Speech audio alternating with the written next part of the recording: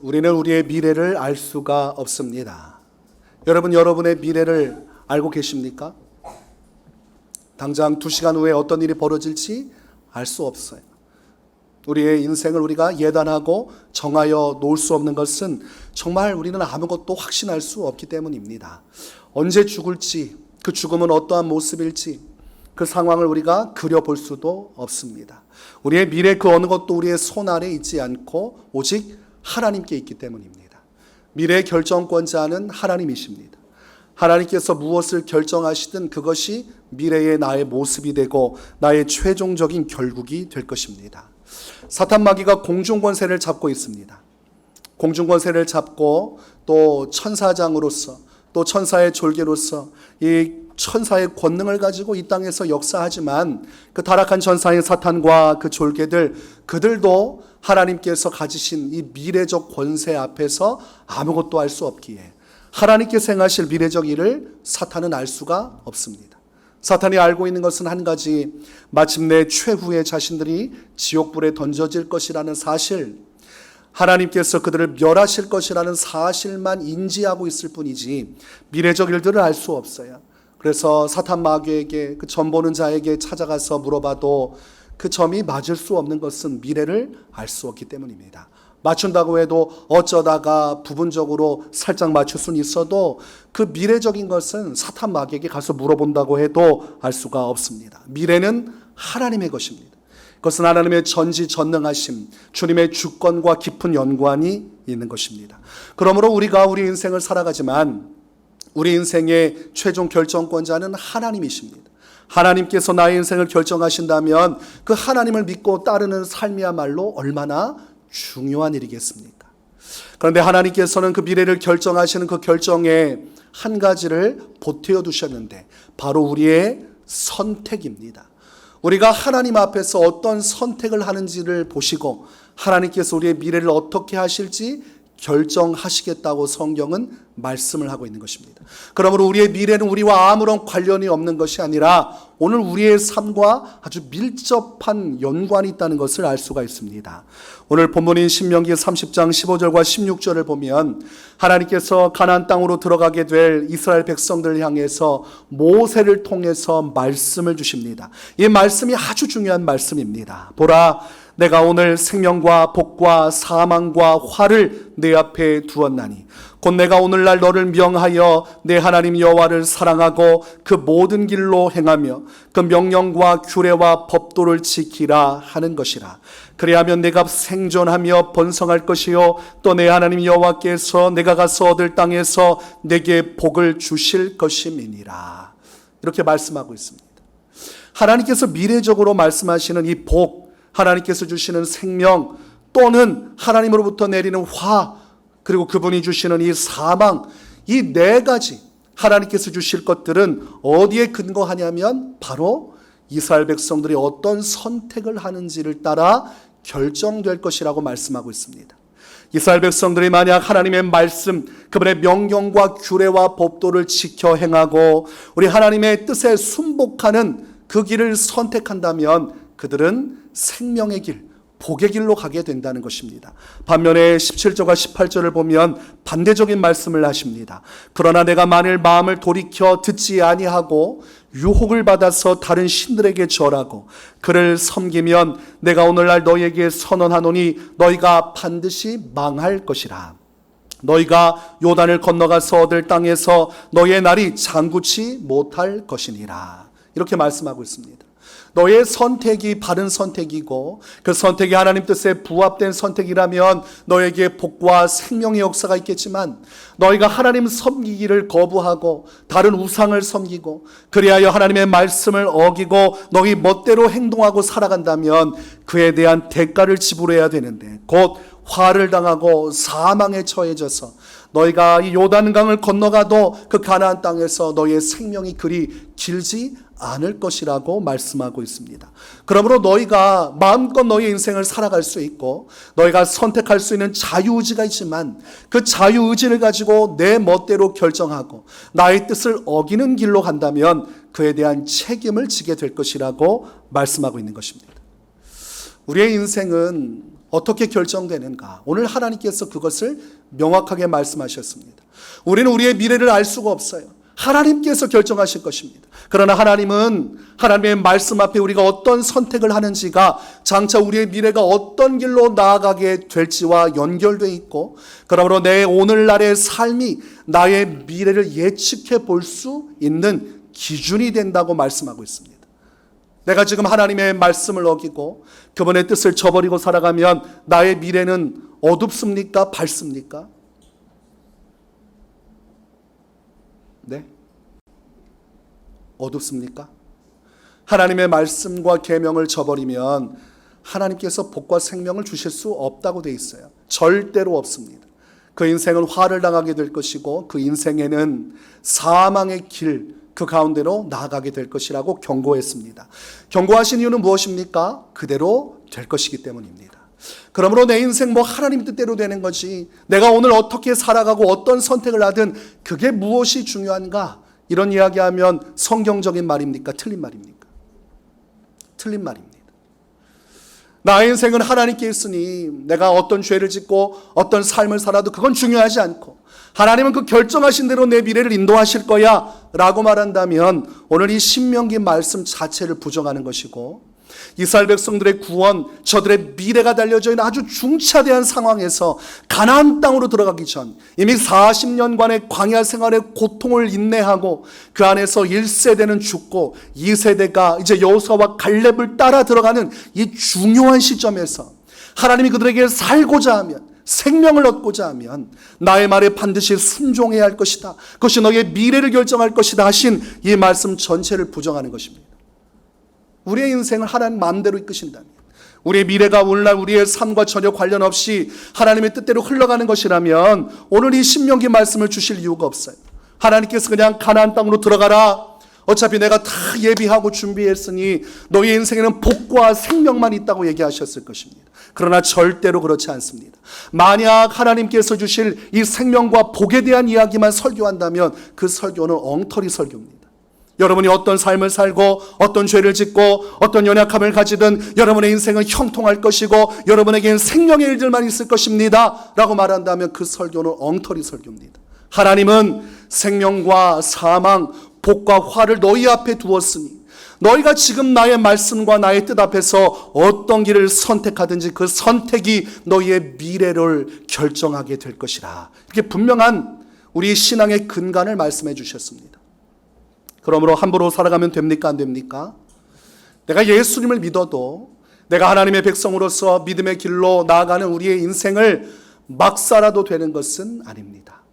그 선택이 나의 미래로 연결되기 때문입니다. 그러므로 여러분의 오늘날 인생, 지금 살아가는 인생은 여러분 과거에 여러분이 한 선택이 여러분의 현재적 삶을 결정하고 있는 것입니다. 그리고 오늘 지금 여러분이 살아가는 이 현재적 삶의 선택이 여러분의 미래를 결정할 것이고, 그 미래는 두 가지 미래입니다. 이 땅에서 우리가 육신 안에 살아 거하는 육신적 삶의 미래도 있지만 더 높은 차원, 죽음 이후에 영원한 차원의 삶도 있습니다. 우리가 하나님의 말씀, 그 말씀을 뜻대로 순종하여 우리 하나님을 사랑해서 그 길로 가면 이 육신적 삶의 복이 임하고 또한 넘어서 영원한 삶의 생명의 역사가 이루어지니 곧 영원한 천국에 이르는 것입니다. 성도가 하나님의 말씀을 붙들고 순종하는 길로 가는 것은 절대적인 주님의 뜻이고, 그 믿음 안에서 말씀에 순종하며 나갈 때 하나님의 복이 임하고 그리고 그 복 속에서 영원한 천국의 단계로 넘어가는 것입니다. 근데 반대로 내가 하나님의 백성이라는 것이 겸손의 단계로 머무는 것이 아니라 교만한 자가 되어서 내가 예수님을 믿으니 어떻게 살든 무엇이 중요한가?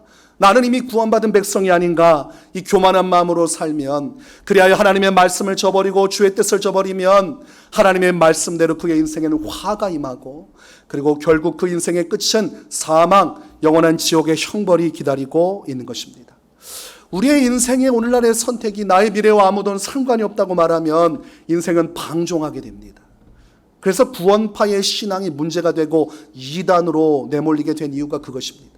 예수님께서 과거에 이미 십자가에서 모든 죄를 사하셨으므로 우리의 영혼이 구원받았으므로 육신의 삶이 어떠하든 상관이 없다. 이미 십자가에서 다 용서해 줬기 때문에 오늘 어떤 죄를 지어도 나의 구원은 문제가 없다. 이게 구원파의 도리입니다.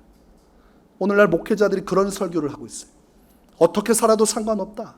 이미 구원받고 용서받았으므로 당신은 반드시 천국에 갈 것이니 천국에 대한 확신을 가지라. 삶의 변화도 없고 순종도 없는데 확신만 지어주니 성도들이 세상에서 방황하고 방탕하고 음란하고 우상숭배하며 교만하며 질시하며 세상의 불법을 행해서 교회가 욕을 먹고 있는 것입니다. 이거 굉장히 중요한 말씀이, 오늘 내가 어떤 선택을 하는지가 나의 미래를 결정한다면 우리는 얼마나 두렵고 떨림으로 우리의 인생을 살아가야 하고, 매 순간 하나님 말씀 앞에서 우리가 우리 자신을 살피는 일이 필요하지 않겠습니까? 우리가 하나님의 말씀을 통해서 하나님이 원하시는 것과 원치 않는 것, 하나님이 죄라고 규정하신 것과 죄가 아니라고 말씀하시고, 또한 하나님이 가야만 하는 길과 가지 말아야 할 길을 구별하신 그 말씀을 알아야 갈지 말지, 우리가 생명으로 갈지 사망으로 갈지 분별해서 방향을 정하지 않겠습니까? 그러므로 말씀이 없으면 길을 잃게 돼 있어요. 이단 사설이 왜 문제입니까? 생명이 길인 줄 알고 갔는데 그 끝이 사망이라 하나님의 말씀을 제대로 가르쳐주지 않아서 그 성도들이 잘못된 말씀 따라 살다가 지옥 가는 것입니다. 그러므로 누구에게서 어떤 말씀을 듣고 배우는지, 그것이 우리 인생에 너무나 중요한 것입니다. 우리는 들은 대로 배운 대로 그것을 기준으로 선택을 하기 때문입니다. 여러분, 회사 생활할 때 회사가 정책을 아무거나 정합니까? 여러 가지 데이터와 정보를 다 습득해서 그리고 나서 판단해서 어느 길로 회사가 가야 할지, 버릴 것은 버리고 취할 것은 취하고 시대의 변화 속에서 필요한 정보를 바탕으로 변화를 꾀해야 생존할 수 있는 거 아닙니까? 신앙도 똑같은 것입니다. 하나님이 주시는 말씀의 정보를 통해서 하나님의 뜻이 무엇이고 그분에게 원하시는 것이 무엇인지 분명히 알아야 가지 말아야 할 곳을 안 갈 수 있는 것이지, 이걸 모르면 자신도 알지 못한 채 지옥과 멸망의 길로 가는 것입니다. 그러므로 이만희에게 말씀 배우면 이만희 따라 지옥 갑니다. 문선명에게 말씀 배우면 문선명 따라 그 말씀 따라 지옥 갑니다. 안상홍에게 말씀 배우면 안상홍 따라 지옥 갑니다. 지금 이단 교주들 이야기하는 것이, 신천 20만 명 이상의 사람들이 거기에 속해서 하나님을 섬긴다고 하지만 잘못된 말씀의 정보가 그 안에 들어갔기 때문에, 하나님의 바른 도를 알지 못하기 때문에 그들은 잘못된 길로 가서 하나님의 화를 당하다가 멸망에 처하게 될 것입니다. 이거 굉장히 중요한 문제입니다. 그러므로 어떤 말씀을 내가 듣고 있는가, 누구에게서 말씀을 듣고 있는가 굉장히 중요합니다. 교회를 선택할 때 있어서 제일 중요한 것이 어떤 말씀을 내게 가르치고 어떤 말씀으로 내게 바른 지식을 전해주는가, 들어야 할 말씀을 듣게 해주는 교회, 그리고 들어야 할 말씀을 깨달아 순종한 길로 인도하는 교회로 가야 그 안에서 바른 선택을 해서 우리의 미래가 열리지, 그렇지 않으면 교회가 화려하고 많은 것을 가지고 있어도 성도들의 결국 미래는 하나님의 화와 하나님의 사망의 길이 열려지게 됩니다. 자기 스스로는 알지 못해요. 나의 미래가 하나님께서 원치 않는 길로 가서 하나님의 화를 당하고 사망의 길로 가고 있음에도 인지하지 못하게 하는 목회자도 문제고, 인지하지 못하고 그런 잘못된 신앙의 길로 가는 성도도 문제입니다. 그러므로 바른 말씀, 그 바른 말씀을 접하는 것이야말로 여러분의 신앙에 있어서 가장 중요한 것이고 여러분이 첫 번째로 여겨야 하는 것입니다. 그래서 이 부담을 저는 항상 가지고 있어요. 설교를 제가 지나가다가 책 읽다가 마음에 드는 19절이나 내용이 있어서 적어놨다가 하는 것이 아닙니다. 저도 개인적으로 이런 거 설교하면 좋겠다고 순간 떠오를 때가 있어요. 그리고 메모도 해놓습니다. 그리고 주일 전에 설교 준비하면서 다 폐기 처분합니다. 하나님이 주신 말씀과 아무런 관련이 없기 때문에 이거 한번 설교에 넣으면 참 좋지 않겠는가, 참 유식해 보이기도 하고 참 이거 성도들에게 어필할 만한 좋은 이야기 같아도 다 폐기 처분해 버립니다. 하나님의 말씀 주시는 감동하고 일치하지 않기 때문입니다. 그래서 설교 하고 싶다고 제가 하지 않아요. 설교는 항상 기도하면서 성령의 인도하심 속에서 준비해야 되기 때문에 그런 어떤 주님 안에서의 두렵고 떨림의 과정을 가지고 하고 있어요. 그만큼 어떤 말씀을 성도들이 듣는가가 그 사람이 어떤 선택을 하는가와 아주 밀접하고, 그리고 어떤 선택을 오늘날 하고 있는지가 곧 여러분에게 미래로 다가올 것이기 때문입니다. 그러므로 본문 16절 말씀 아주 중요한 말씀입니다. 내 하나님 여호와를 사랑하고 그 모든 길로 행하며 그 명령과 규례와 법도를 지키라 하는 것이라. 그리하면 내가 생존하며 번성할 것이요 또 내 하나님 여호와께서 내가 가서 얻을 땅에서 내게 복을 주실 것입니다. 복은 아무나 받는 것이 아닙니다. 복은 성도라는 이름을 가지고 있으면 받는 것이 아닙니다. 복은 하나님의 성도 백성으로서 하나님의 말씀에 순종할 때 주님이 그 삶을 보시고 복을 주시는 겁니다.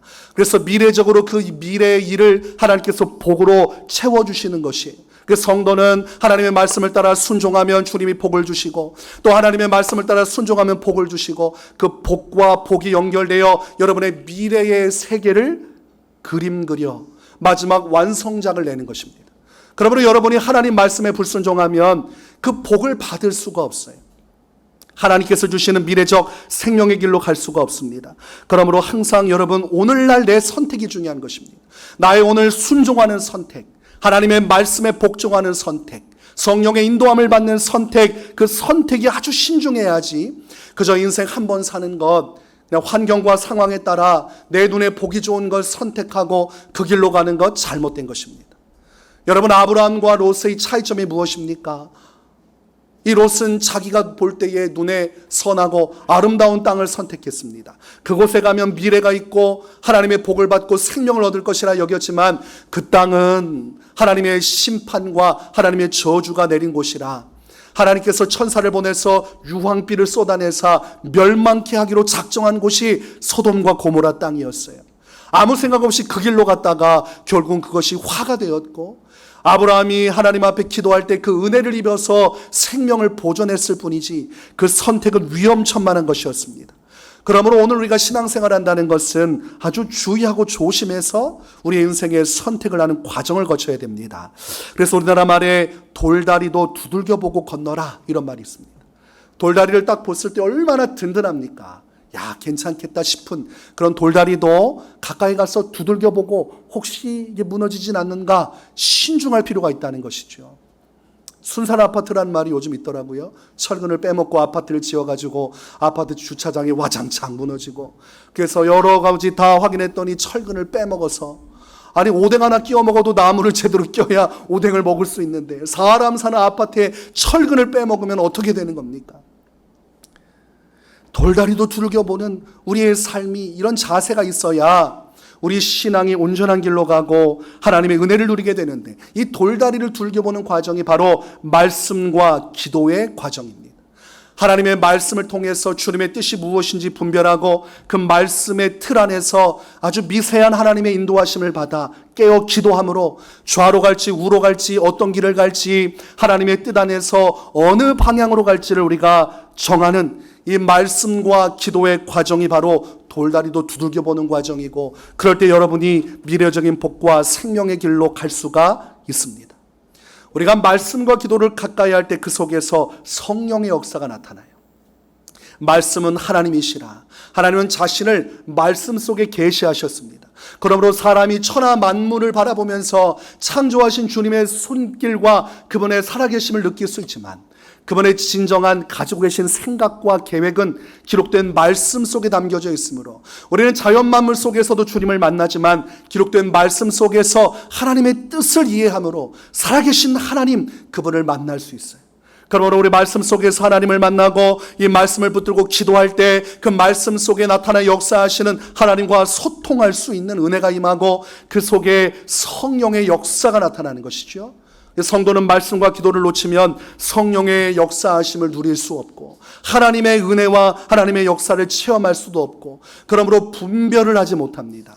내가 어디로 가야 될지 지금 어디쯤에 있는지 어느 것이 하나님의 뜻인지 내가 왼쪽에 가는 것이 하나님의 뜻인지 오른쪽에 가는 것이 하나님의 뜻인지 오른쪽에서도 왼쪽 오른쪽 나누어진 길 또 7갈래 중에 어디로 가야 될지 그것을 깨닫는 방법은 말씀과 기도 속에서 하나님을 만나는 것이고 하나님의 인도함을 받는 것이요 또 그 말씀과 기도가 있을 때 성령이 역사하심으로 그 성령 주시는 힘을 통해서 내가 깨달은 그 길을 향해 걸어갈 힘도 얻는 것입니다. 여러분 내가 어느 길로 가야 되는지 알고 있지만 결국은 그 길로 가지 않으면 어떻게 된 겁니까? 안 간 거죠. 안 간 겁니다. 하나님의 뜻이 좌측으로 가는 것이고 그 길이 생명의 길이고 하나님이 원하시는 걸 알면서도 그래, 그렇지만 나는 오른쪽으로 가고 만다면 결국은 그 지식이 무슨 소용이 있습니까? 하나님은 너희가 무엇을 알고 있는가를 통해서 우리의 복과 생명을 주시는 것이 아니라 알고 있는 것을 통해 순종할 때 그 복과 생명의 역사를 주시는 것입니다. 그래서 사도 바울은 일찍이 말씀 속에서 우리의 연약함에 대한 이야기를 했습니다. 그 연약함을 이렇게 표현합니다. 로마서 7장 22절에서 24절 내 속사람으로는 하나님의 법을 즐거워하되 내 지체 속에서 한 다른 법이 내 마음의 법과 싸워 내 지체 속에 있는 죄의 법으로 나를 사로잡는 것을 보는도다. 오호라 나는 곤고한 사람이로다. 이 사망의 몸에서 누가 나를 건져내랴. 사도 바울이 예수님을 만나고 그의 심령의 거듭남 중생의 역사가 일어났어요. 성령께서 내주하시고 성령께서 그의 몸을 성전 삼아 머무셨습니다. 그래서 성령 안에서 하나님의 말씀 앞에서 진리를 깨닫고 내가 어떤 길로 가야 할지 깨달았지만 그의 안에 육신의 법, 하나님의 성령께서 하나님 주시는 감동의 길로 가기를 거부하고 세상의 욕망으로 죄의 길로 끌고 가는 이 육신의 법이 또 있다는 것을 깨달았다는 것입니다. 그러므로 나의 영혼은 주님의 뜻에 따라 거룩한 백성으로 살고 싶지만 나의 육체는 세상의 정욕과 욕망과 불순종의 길로 반대로 끌어당기는 거예요. 그러니까 내 안에 이 두 가지 법이 있어서 하나님의 말씀에 순종하고자 하는 말과 죄의 정욕으로 불순종의 길로 가고자 하는 마음 두 가지가 사로잡아서 그 속에서 괴로워하고 있다고 말하는 것입니다. 그런데 이 문제를 사도 바울은 어떻게 해결받습니까? 로마서 8장 2절 이는 그리스도 예수 안에 있는 생명의 성령의 법이 죄와 사망의 법에서 너를 해방하였습니다. 여전히 나는 구원받은 백성으로서 나의 영혼은 거듭났지만 나의 육신은 죄악의 뿌리를 두고 자꾸 불순종의 길로 가려고 하니 내가 이 육신에 거하는 한 이 고통이 있지만 그러나 이 문제를 해결하는 것은 바로 성령의 법칙이 내게 주어질 때 하나님의 성령의 은혜가 나를 사로잡을 때 비로소 나의 영혼 속에 거하시는 그 충만한 성령의 은혜가 나로 하여금 죄악을 멀리하고 불순종의 길이 아닌 순종의 길로 갈 수 있도록 나를 죄와 사망의 권세에서 그 은혜로 해방시켜 주신다고 말씀합니다. 그러므로 매일마다 공급받는 성령의 충만한 은혜로 말미암아 자신 안에 있는 죄의 소욕을 죽이고 하나님을 사랑하고 그 말씀대로 순종하고자 하는 그 속사람의 뜻을 따라 순종의 길로 갈 수 있게 되었다고 말을 하는 것입니다. 근데 많은 사람들이 자기 안에 죄성이 있다는 것을 깨달아요. 분명히 나는 예수님을 믿고 거듭났는데 정말 눈물로 예수님을 만났는데 여전히 죄악의 생각들이 계속 끌고 다니고 욕망이 자기를 힘들게 해요. 그때 성도들이 사도 바울과 똑같이 괴로워합니다. 참 나는 나쁜 사람이구나. 곤고한 사람이구나.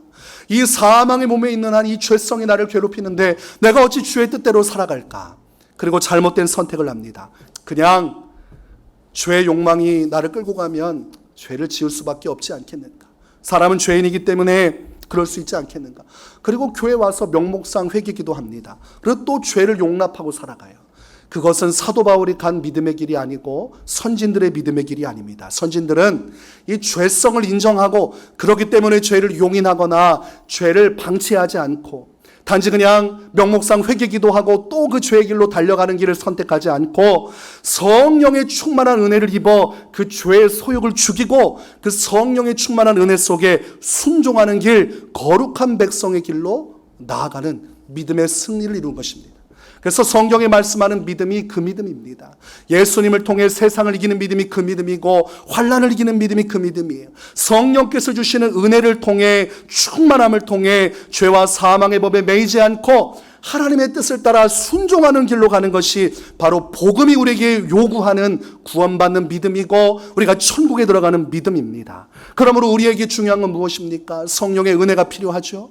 그 성령의 은혜를 어떻게 누립니까? 말씀과 기도를 통해 우리는 성령의 은혜를 누리고 그 속에서 주님의 길을 깨닫고 그 길을 따라 순종할 힘을 얻게 되는 것입니다.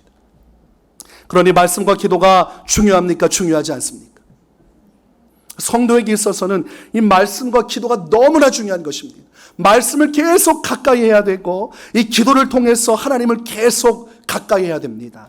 그래서 디모데전서 4장 5절 하나님의 말씀과 기도로 거룩하여짐이라. 거룩함의 단계는 항상 하나님과 가까워질 때만 가능합니다. 사람은 거룩할 수 없어요. 그러나 하나님과 가까이 하면 그 하나님의 거룩하심 속에 사람도 거룩해지는 것이죠. 이 말씀과 기도 속에서 하나님을 만나 그분의 거룩하심에 참여하고 그리하여 그 안에서 바른 선택을 함으로 하나님께서 그런 자에게 복과 생명을 주시는 것입니다. 그러므로 말씀과 기도 속에 머물지 못하면 그 영혼은 영적으로 잠들게 됩니다. 잠들면 사리분간 못해요. 잠든 사람에게 어디 가라고 얘기할 수 있습니까? 자다가 비몽사몽간에 끌려가도 자기가 어디로 가는지 알지 못하고 꼭 이런 상태가 술 취한 자와 같아요.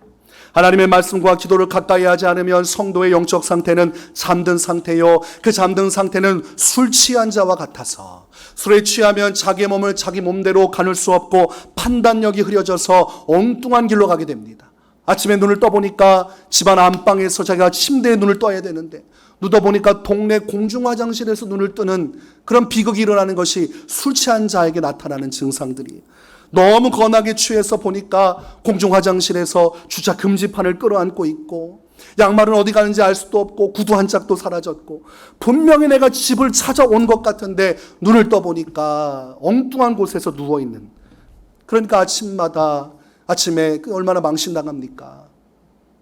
사람들 그 새소리 들으면서 출근하고 학생들 학교 갈 때 이거 지각은 지각이지만 이거 뭐 어떡할 겁니까? 구두는 어디 있고 신발은 어디 있고 그 상태가 바로 말씀과 기도를 멀리한 성도들 그 성도들이 그렇게 판단을 미스하게 됩니다. 주어진 환경과 상황에서 내 마음대로 선택하고 하나님의 계명을 따라 순종의 길로 가야 되는데 이 정도 죄는 괜찮지 않겠는가? 이게 사람마다 죄의 용인 정도가 달라요. 그러니까 문제가 되는 것입니다. 이 죄를 용인하다 보면 또 죄가 점점 더불어 커져가게 돼 있어요. 사람의 죄성이 그만큼 이 블랙홀과 같아서 죄를 빨아들이기 때문에 죄를 용인하기 시작하면 죄의 범위가 계속해서 확장됩니다.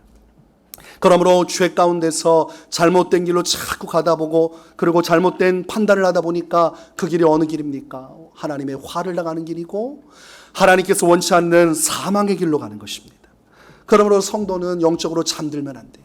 절대로 말씀과 기도를 내려놓으면 안 됩니다. 내가 나이기 때문에 하나님의 길을 알 수 있는 방법은 없어요. 다윗도 말씀과 기도로 신앙생활했습니다. 믿음의 선진을 다 말씀과 기도로 신앙생활했어요. 예수님께서도 말씀과 기도로 신앙생활하셨습니다. 어린 시절 예수님의 모습, 그 예수님께서 하신 말씀을 누가복음 2장 46절 47절에 기록합니다. 사흘 후에 성전에서 만난즉 그가 선생들 중에 앉으사 그들에게 듣기도 하시며 묻기도 하시니 듣는 자가 다 그 지혜와 대답을 놀랍게 여기더라. 예수님의 부모 요셉과 마리아가 예수님을 놓쳤어요. 아이를 잃어버린 것입니다. 그래서 사방팔방 다 찾아보고 찾던 중에 보니까 3일 후에 성전에서 예수님을 찾았습니다. 얼마나 또 속상하고 답답하겠습니까? 그런데 그때 예수님의 모습이 무엇이냐면 그곳에서 하나님의 말씀을 듣고 질문도 하고 그 말씀의 은혜에 잠겨 있었다고 되어 있어요.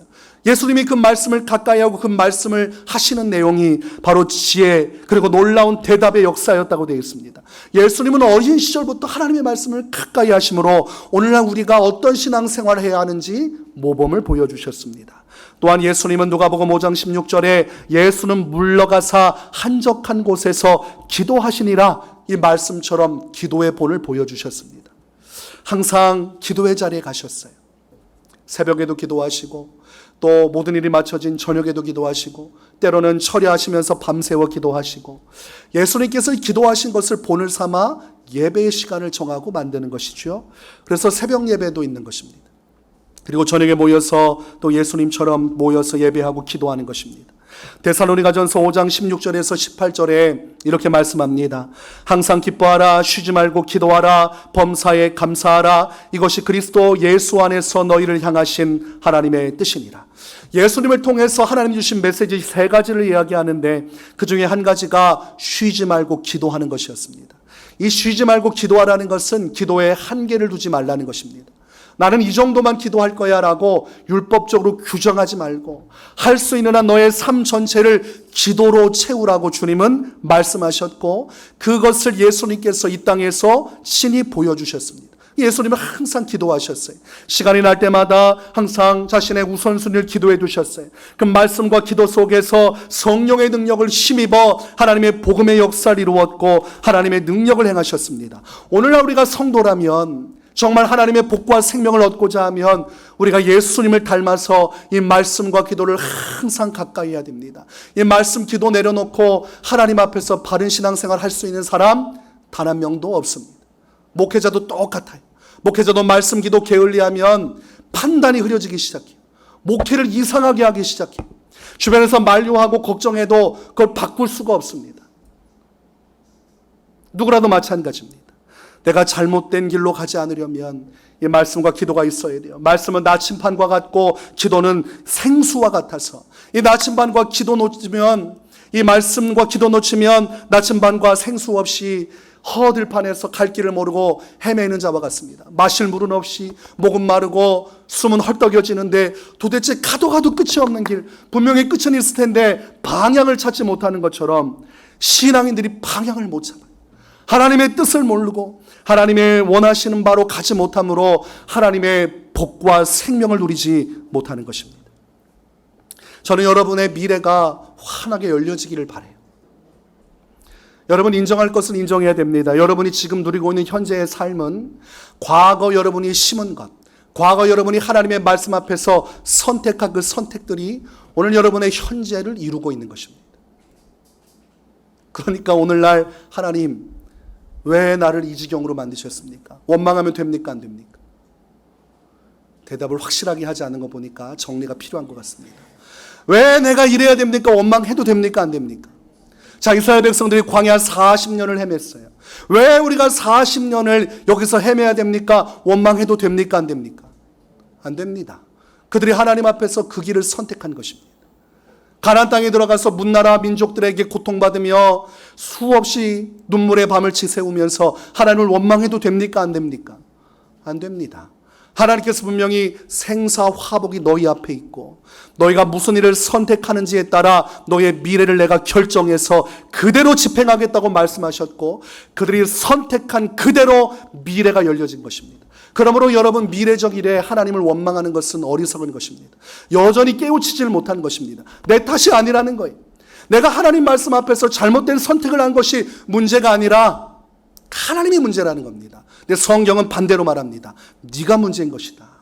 하나님은 공평하신 분이고 공의로우신 분이라 생사와 복을 모두에게 동일하게 열어주셨고 각 사람이 선택하는 그 선택의 결과로 그분이 복을 주시기도 하고 화를 주시기도 하고 생명의 길로 인도하시기도 하고 사망으로 처하게도 하시나니 너의 선택이 너의 미래를 만들고 있음을 왜 깨우치지 못하느냐? 하나님은 말씀하시는 것입니다. 그러므로 혹시라도 우리가 과거에 잘못된 죄의 길을 선택하고 이 죄를 용인하고 용납하고 아무렇지도 않게 하다가 그 죄의 결과로 오늘 나의 삶에 어려움이 있다면 이제 어떻게 해야 됩니까? 지나가는 것은 지나가는 것이요. 오늘 우리는 우리의 미래를 위해서 바른 선택을 해야 됩니다. 그러니까 이 말씀을 거부하면 지금도 힘들었지만 미래는 더 힘들 것입니다. 지금까지 인생이 꼬였지만 미래는 더 꼬일 것입니다. 지금까지 뭔가 이상하다는 느낌을 받은 나의 인생이 더 이상해질 거예요. 왜냐하면 해답을 분명히 오늘 들었는데 그 해답을 부정해버림으로 더 이상 해답을 찾을 길이 없어지는 것입니다. 해답은 여러분에게 있어요. 자꾸 하나님 탓 좀 하지 마세요. 하나님이 무슨 잘못을 했습니까? 하나님께서 예수님을 십자가에 죽이셔서 십자가의 보혈로 우리 여러분을 용납하고 하나님의 자녀 삼아주시고 큰 은혜를 베푸시고 이제 이스라엘 백성들에게 주신 것처럼 저 가나안 땅을 약속하고 부름 기둥과 불 기둥으로 메추라기와 만나로 먹이시고 그렇게 도와줬는데 그렇게 우상 숭배하지 말고 죄악의 길로 가지 말고 하나님 말씀대로만 순종해서 오라고 그러면 절대로 문제 없고 생명과 복을 주겠다고 약속하신 것인데 아니 그 은혜 잃어버리고 제멋대로 행동하다가 하나님의 징계와 어려움을 당하고서 왜 하나님 원망합니까? 그러므로 하나님은 원망하는 자의 원망을 받지를 않습니다. 성경 말씀 보면 하나님이 원망하는 걸 들어주실 만도 한데 들어주지 않습니다. 왜냐하면 애초에 그게 잘못된 거기 때문입니다. 자신이 잘못된 길을 스스로 자유의지로 선택하고 죄의 길을 자기가 분명히 알고서 인지하고서 또는 모르고서라도 무지하여 영적으로 잠들어 잘못된 길을 선택해서 그 결과가 나왔는데 왜 그게 하나님 탓입니까?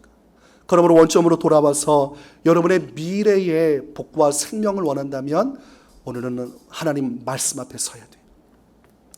바른 말씀을 제가 전해야 되고 여러분 바른 말씀을 받아들여야 됩니다. 아까 박선영 집사님이 기도를 쭉 하는데 기분이 좋았어요. 왜냐하면 제가 한 설교 내용을 가지고 기도했기 때문입니다. 저에 대한 설교를 했다는 그런 개념보다도 말씀을 듣고 그 말씀을 따라 살아가려고 하고 있구나. 또 실제적으로 살아가야 의미가 있는 것이죠. 하나님의 말씀을 듣고 그 말씀대로 살아가면 반드시 복을 받습니다. 그래서 여러분의 미래는 어두울 수가 없고 여러분의 미래는 고통으로 가득 찰 수 없어요. 어느 한 시점 하나님이 연단을 위해서 특별한 은혜를 위해 여러분을 더욱더 믿음의 성숙을 이루기 위해 의도적으로 욥과 같이 어려움을 줄 수는 있지만 근본적으로 그 결과적으로는 복과 생명이 임하게 되어 있습니다. 복에 대해서 이야기하면 요즘 자꾸 기복이라고 하는데 말도 안 됩니다. 하나님이 복을 주시는 분이라고 성경에 말씀했고 아브라함을 복의 근원 삼으셨고 예수 그리스도 안에서 천국 가는 것도 복인데 아니 무슨 복에 대해서 이야기하면 기복입니까? 예수님 하나님 그 말씀 다 버리고 복 받는 거에만 목적을 두고 그 복 받으면 예수님 떠나고 하나님 떠나고 말씀 떠나는 그런 자들이 기복신앙이지 하나님께 복 받는 것은 아름다운 것입니다. 하나님 우리에게 복을 주길 원하십니다. 생육하고 번성하고 이 땅에서 하나님의 복을 받아 영원한 생명에 이르는 것이 하나님의 꿈이고 예수님을 통해서 그 꿈이 이제 실현되어지고 있고 우리는 그 말씀을 따라 순종함으로 그 말씀 속에 기도 속에 성령의 인도함을 통해 그분이 주시는 새 힘을 통해 순종함으로 하나님의 복과 생명을 누리는 것입니다. 말씀 가까워지시기 바랍니다. 기도 가까워지시기 바랍니다. 기도와 말씀 가까이 하지 않고 절대로 순종의 길 못 갑니다. 하나님의 복과 생명 못 누립니다. 그래서 교회는 계속해서 말씀이 선포되고 계속해서 기도의 역사가 이루어지는 것이요. 그 속에서 여러분 하나님의 바른 길을 깨닫고 순종함으로 여러분 인생의 미래를 활짝 여시는 하나님, 여러분에게 소망을 주고자 하시는 하나님, 이 땅에서 복을 누리고 영원한 생명에 이르기까지 그 인자하심과 선하심으로 함께하기를 원하시는 그 하나님의 뜻이 여러분의 인생에 온전히 성취될 수 있기를 주님의 이름으로 축원합니다.